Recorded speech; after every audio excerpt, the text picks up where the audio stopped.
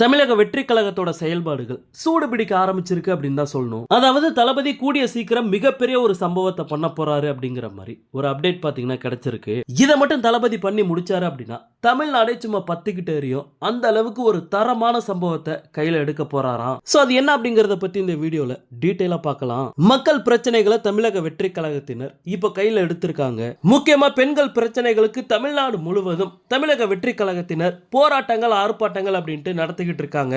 இப்படிப்பட்ட சூழல்ல தளபதியை பாத்தீங்கன்னா போராட்ட களத்துல இறங்க போறாரு அப்படிங்கிற மாதிரி ஒரு அப்டேட் பாத்தீங்கன்னா கிடைச்சிருக்கு. அதாவது மீனவர்கள் பிரச்சனையை தளபதி கையில எடுக்க போறாராம். தெளிவா சொல்லணும் அப்படின்னா இலங்கை கடற்படையால் மீனவர்கள் கைது செய்யப்படுவது, மீனவர்கள் இலங்கை சிறையில் அடைக்கப்பட்டு சித்திரவாதைகளை எதிர்கொள்வது, தமிழக மீனவர்களின் படகுகளை இலங்கை கடற்படையினர் பறிமுதல் செய்வது அப்படின்னு ஏகப்பட்ட மீனவர்கள் பிரச்சனை கையில எடுத்து தளபதி போராட்ட களத்துல இறங்க போறாராம். தமிழக மீனவர்களின் பிரச்சனைகளுக்கு நிரந்தர தீர்வு காண வேண்டும் அப்படிங்கறத வலியுறுத்தி மத்திய அரசுக்கு தமிழ்நாடு முதலமைச்சர் மு.க. ஸ்டாலின் பல முறை கடிதம் எழுதியிருக்காரு. ஆனாலும் மீனவர்களோட பிரச்சனை தீர்ந்தபாடு கிடையாது. இப்படிப்பட்ட சூழல்ல மீனவர்களை ஒருங்கிணைச்சு கடலூர்ல மிகப்பெரிய போராட்டத்தை நடத்த தமிழக வெற்றி கழகம் பிளான் பண்ணியிருக்காங்களாம். சோ இந்த போராட்டத்துல தமிழக வெற்றி கழகத்தோட தலைவர் தளபதி கலந்துக்க போறாரு அப்படிங்கிற மாதிரி எல்லாம் சொல்லப்படுது. வட தமிழ்நாட்டுல தளபதிக்கு பயங்கரமான செல்வாக்கு இருக்கு அப்படிங்கிற ஒரு நம்பிக்கை இருக்கு. இப்படிப்பட்ட சூழல்ல கடலூர்ல மீனவர்களை திரட்டி தளபதி போராட்டம் நடத்த போறாரு அப்படிங்கிற ஒரு நியூஸ் பாத்தீங்கன்னா பெரிய அளவுல எதிர்பார்ப்பையும் பரபரப்பையும் ஏற்படுத்தி இருக்கு அப்படின்னு தான் சொல்லணும். இந்த போராட்டத்துக்கு அனுமதி கொடுக்கணும் அப்படின்ட்டு